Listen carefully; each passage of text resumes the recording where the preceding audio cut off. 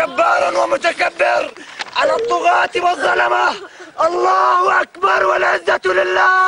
الله أكبر والعزة لله. ولا تهنوا في ابتغاء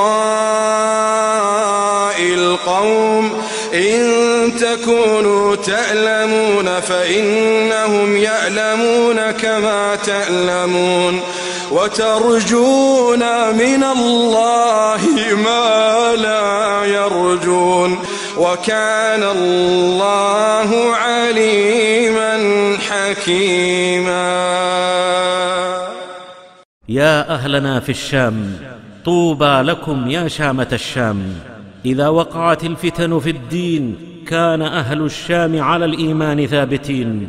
ثبت في الصحيح والحسن من أحاديث سيد المرسلين عليه صلوات وسلام رب العالمين: ألا وإن الإيمان حين تقع الفتن بالشام.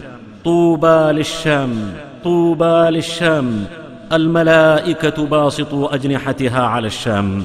عليكم بالشام فإنها خيرة الله من أرضه، يجتبي إليها خيرته من عباده.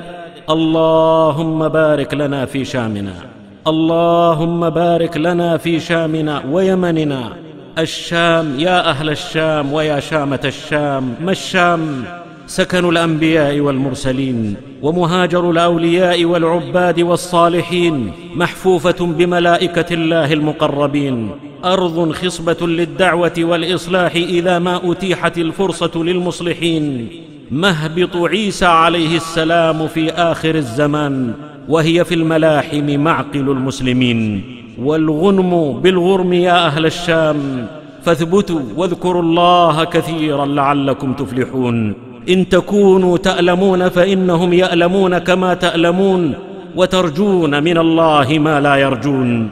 أثبتي يا شام في وجه العدا، وابرقي يا شام عزا أرعدي. مرحبا بالموت في عز ويا بعد هوان.